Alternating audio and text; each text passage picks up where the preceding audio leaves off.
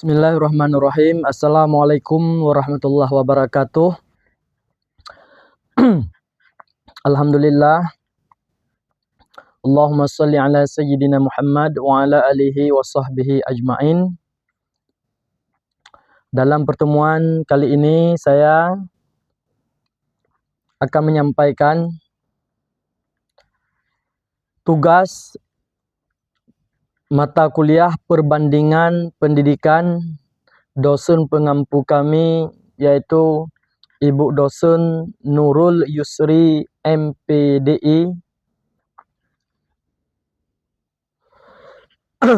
dan saya atas nama Muhammad Iskandar, bernomor NIR 1207 240046. Baik, pertama kita akan menyampaikan yaitu metode sistem pendidikan negara maju. Saya akan menyampaikan ada beberapa jawaban soal yang pertama mengenai sistem pendidikan negara maju, negara Muslim dan Indonesia. Yang pertama adalah negara maju, saya akan mengambil negara Jepang. Yang mana sistem pendidikan di Jepang menganut skema 6-3-3-4,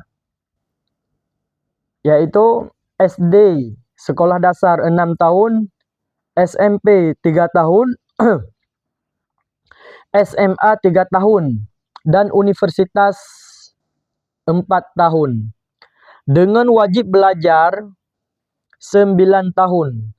SD sampai SMP menekankan kedisiplinan, karakter dan tanggung jawab bersama melalui kegiatan seperti bersih-bersih sekolah serta sangat kompetitif pada jenjang menengah atas dan universitas melalui ujian masuk yang ketat. Pendidikan formalnya terstruktur, didukung standar nasional dan fokus pada pengembangan individu secara utuh, bukan hanya bernilai akademis. Berbeda perbandingan sistem pendidikan dengan negara Muslim. Kalau tadinya Jepang negara maju, sekarang masuk ke dalam sistem pendidikan negara Muslim, diantaranya Malaysia.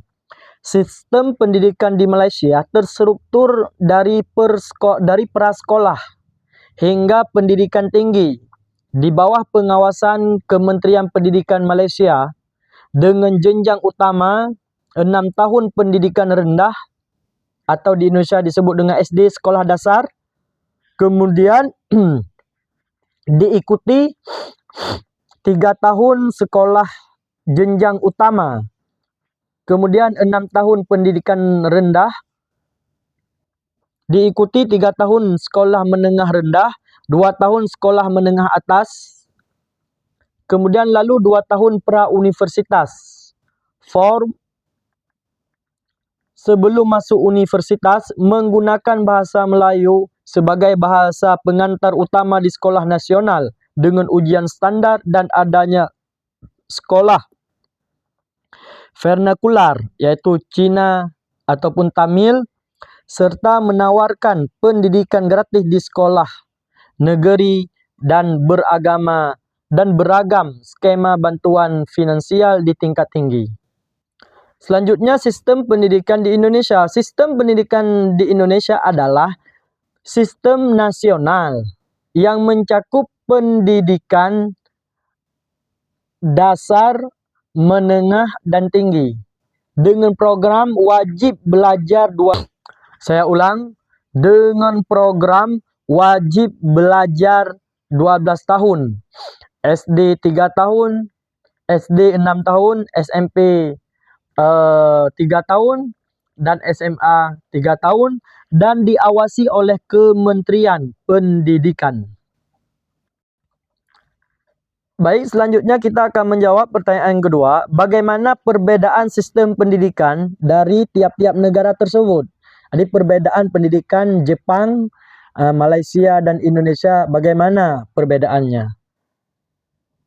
Baik, kita sekarang akan menyampaikan perbedaan sistem pendidikan Jepang, Malaysia, dan Indonesia.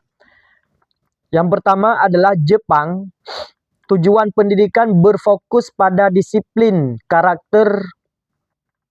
Kemudian Malaysia menekan kompetensi dan integrasi nasional.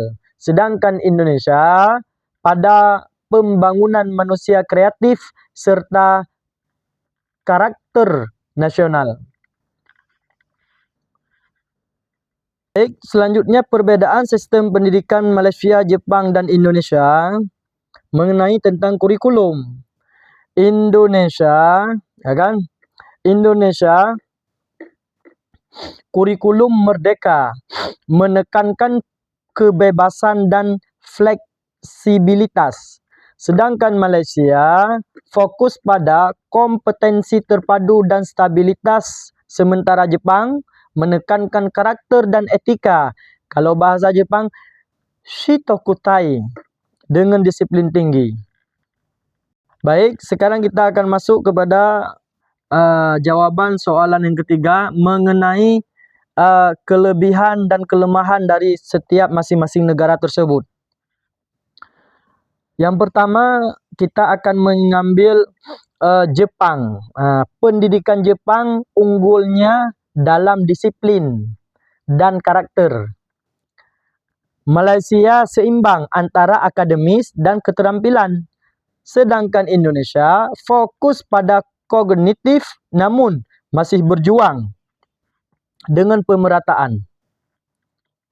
Kemudian kelemahan sistem pendidikan di Jepang diantaranya tekanan mental, tekanan tinggi dari ujian masuk universitas. Yang kedua, kurang kreativitas, kurikulum yang kaku, kurang mendorong.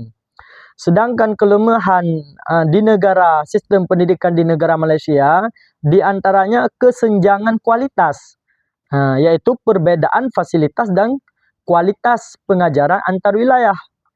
Kemudian biaya sekolah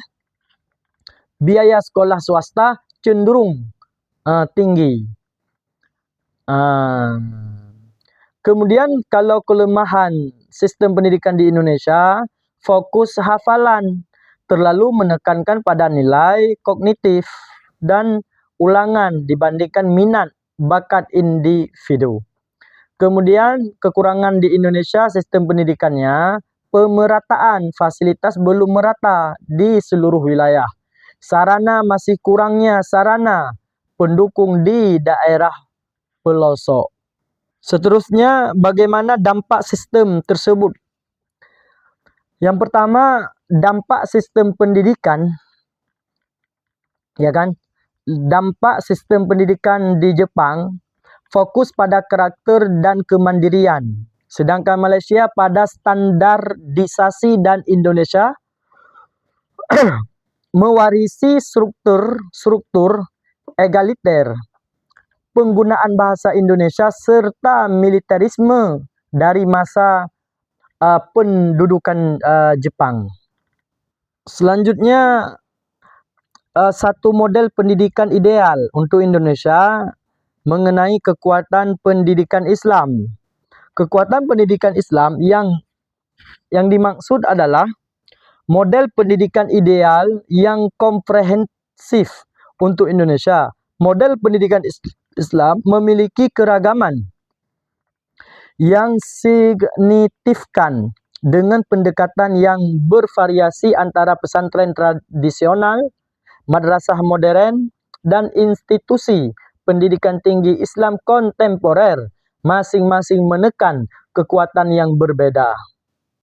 Baik, yang terakhir, rekomendasi untuk madrasah menurut saya adalah mencakup persyaratan administrasi operasional yayasan, dokumen, kurikulum, studi kelayakan, panduan mutasi siswa, pengajuan beasiswa, dan peningkatan kinerja berbasis regulasi. Oke, next. Selanjutnya, rekomendasi untuk sekolah menurut saya menekankan pada integrasi kurikulum nasional terstruktur, penanaman karakter religius, jujur, peduli, serta lingkungan inklusif.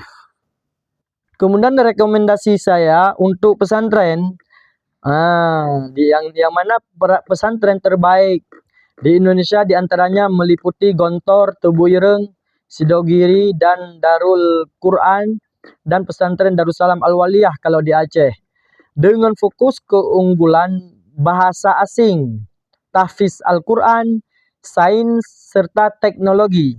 Pesantren ini tersebar di berbagai wilayah, baik ada di Jawa, Sumatera, Sulawesi, dengan pilihan modern,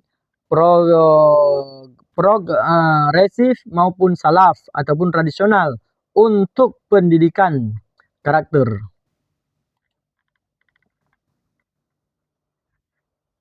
Oke, baik. Yang terakhir rekomendasi saya tentang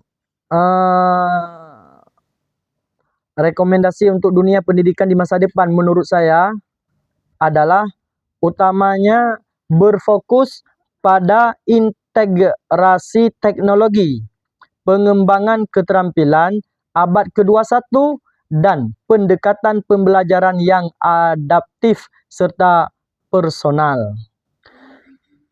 Sekian dan demikian, mungkin hanya ini yang dapat saya sampaikan. Assalamualaikum warahmatullahi wabarakatuh.